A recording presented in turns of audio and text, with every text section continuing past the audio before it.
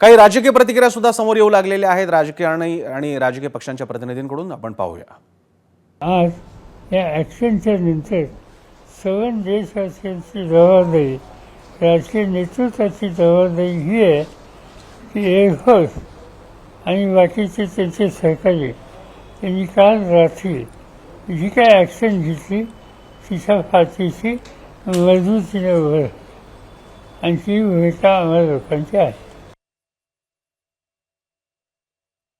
Operation सिंदूर के माध्यम से जो कार्रवाई शुरू हुई उसका मैं अभिनंदन करता हूं और मैं आदरणीय देश के प्रधानमंत्री नरेंद्र मोदी जी का मैं तहे दिल से बहुत बहुत अभिनंदन करता हूं। जैसे को तैसा ईट का जवाब पत्थर से देने की इच्छा और इस पूरे देशवासियों की अपेक्षा थी और निश्चित रूप से देशवासियों को न्याय मिला है। खून का बदला खून से, ईट का जवाब पत्थर से करारा जवाब आदरणीय प्रधानमंत्री दे रहे हैं और इसलिए पूरे देशवासी उनके साथ खड़े हैं।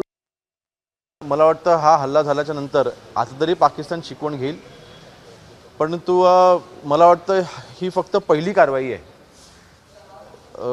आज भारताने म्हणजे आपण म्हणतो ना की वाघाने अजून फक्त पंजा उगारलेला आहे, अजून जबाडा उघडायचा आहे.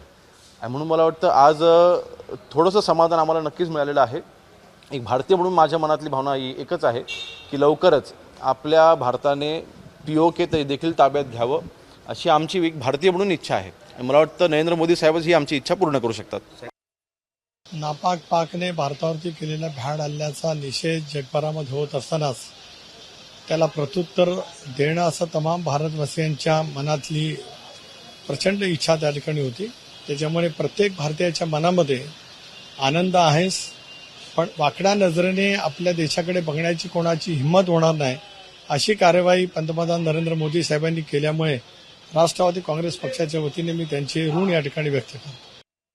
ज्या दिवशी पहलगाममध्ये काश्मीरमध्ये जे हल्ला झाला होता त्याच्या 24 तासामध्ये या देशांनी खऱ्या अर्थाने हल्ला चढवायला पाहिजे होतं, पण तसं काही झालं नाही आहे. बहुतेक डिफेन्सची प्रिपेअर्डनेस आणि जे मीटिंग्स होत होती त्यांना एक मोठा हल्ला करायचं होता आणि आता ते सुरू झालेलं आहे. अशा प्रकारचे कृत्य केलं तर कशा तुमच्यावर आम्ही कारवाई करू याचा एक उदाहरण देण्यासाठी हे करणं खूप महत्त्वाचं होतं. ABP माझा, उघडा डोळे बघा नीट.